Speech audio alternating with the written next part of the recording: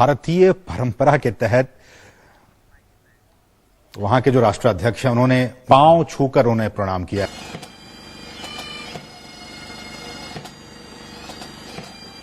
जो उन्होंने इंडिया का एक ओहदा जो है, हमारी जो इज्जत उन्होंने एक बनाई है पूरी दुनिया में कि Indians are superior race. Unfortunately उनसे पहले जो भी रूलर्स थे उन्होंने इंडियंस को इंफीरियर रेस दिखा के रखा। बिल्कुल यही एक वो था ना, वो सुनिए ना मेरी बात, जी। एक वो अंग्रेज कॉम्प्लेक्स था उनके अंदर, जो मोदी जी से पहले जो रूलर जो हमारे यहाँ हुक्मरान थे। आपने देखा होगा प्रधानमंत्री जी आज पापुआ न्यू गिनी गए। What exactly is happening? What India is trying to do? क्या करना क्या चाह रहा है इंडिया? पापुआ न्यू गिनी के साथ है सोलोमन आइलैंड्स। सोलोमन आइलैंड्स में चीनियों ने पैसा लगाया। अब वो ग्वादर छाबार वाली बात होगी, अगर वहाँ ग्वादर में है तो हमें छाबार डेवलप करना पड़ेगा, तो हम पापुआ न्यू गिनी के साथ अपना अलायंस में जो भी है वो करेंगे। जितने भी इंडिया से हम जर्नलिस्ट देखते हैं या एक्टिविस्ट देखते हैं, इवन आम जो पब्लिक है, कॉमन पब्लिक है इंडिया की, एक अजीब सा कॉन्फिडेंस इन दिनों हम देख रहे हैं पब्लिक में। आज अगर किसी से बात करें चाइना के साथ कैसे रिलेशन, वो कहता है चाइना कौन, हमें चाइना से फर्क नहीं पड़ता। भारत शायद G7 को G8 बना दे, उसको किसी स्टेज पे ये कहा जाए कि आप भी इस ग्रुप के मेंबर बन जाएं। पापुआ न्यू गिनी ने चाइना का इन्वेस्टमेंट लेने से मना कर दिया। अगर चाइना का वो कहते हैं ना स्ट्रिंग ऑफ पर्ल्स है, तो हमारा नेकलेस ऑफ डायमंड्स है। नमस्ते दोस्तों, जय हिंद। हिंदुस्तान स्पेशल में आपका स्वागत है। दोस्तों, जापान में G7 शिखर सम्मेलन में शामिल होने के बाद prime minister Modi Papua New गिनी पहुंचे। यहां उनका भव्य स्वागत हुआ। दरअसल पापुआ न्यू गिनी के एयरपोर्ट पर मेजबान देश के प्रधानमंत्री जेम्स मारापे ने पैर छूकर प्राइम मिनिस्टर मोदी का स्वागत किया। भारत की ओर से नरेंद्र मोदी पहले प्रधानमंत्री हैं जो कि पापुआ न्यू गिनी के दौरे पर पहुंचे हैं। प्राइम मिनिस्टर मोदी का यह स्वागत इसलिए भी खास है कि उस देश में नियम है कि वहां पर सूर्यास्त के बाद आने वाले किसी भी नेता का औपचारिक स्वागत नहीं किया जाता, लेकिन प्राइम मिनिस्टर मोदी के पहुंचने पर उनका भव्य स्वागत किया गया। प्राइम मिनिस्टर मोदी वो पहले शख्स हैं जिनके लिए इस देश ने अपनी पुरानी परंपरा को तोड़ा है।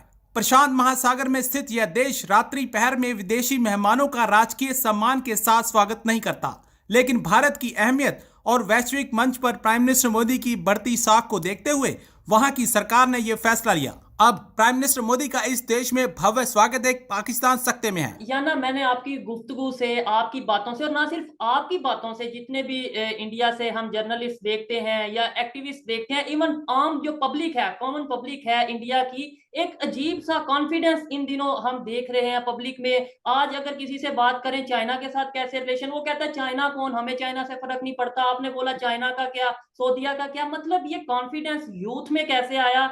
ये विजन का कोई फर्क है? पीएम मोदी की भी जो विजन है उसको लेकर आप लोग चल रहे हैं, या फिर एजुकेशन का फर्क है, या फिर आप कह लें कि अपनी खामियों को छुपाने के लिए इतना कॉन्फिडेंट हो रहे हैं? मतलब वो एक माइंड में बात आ रही है, तो आपसे पूछ रहा हूँ।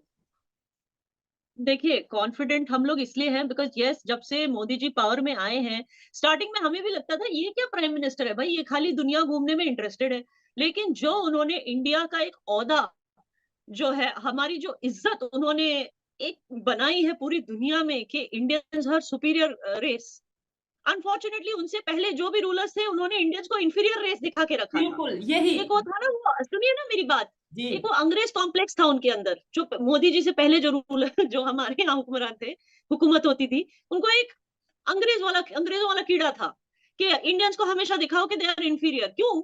क्योंकि वर्ल्ड बैंक से वो भी बहुत सारा चंदा लेते थे कि भाई इंडियन भूखे नंगे हैं, मर रहे हैं, तो हमें उनके पेट भरने के लिए पैसा चाहिए। तो वर्ल्ड बैंक से बहुत बड़े बड़े फंड्स उठाया करते थे, जिसमें से शायद 1-2% वो इंडिया के डेवलपमेंट में डालते थे, बाकी अपनी तिजोरी में डालते थे।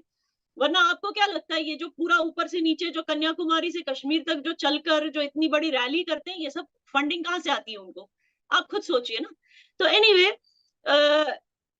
पता नहीं कितने हजारों स्कैम्स हुए थे 60 सालों में, हर एक चीज में स्कैम। जब वर्ल्ड बैंक से पैसा आता था 2G लाने के लिए इंडिया में, उसमें भी स्कैम। जब वर्ल्ड बैंक से पैसा आता था कोल को यूज करके इंफ्रास्ट्रक्चर डेवलप करने के लिए, उसमें भी स्कैम। हर एक चीज में coal scam, 2G scam, 3G scam, हर एक स्कैम, कॉमनवेल्थ स्कैम, मतलब इतने स्कैम होते थे। तो आप सोचिए कि वो एक जमाना था, और आज एक जमाना है जब मोदी जी ने अपनी पूरी एनर्जी और अपनी पूरी गवर्नमेंट को इसी चीज में डाल दिया कि पूरी दुनिया में India should look like the fastest, not only look like but has proved itself to be one of the fastest developing economies.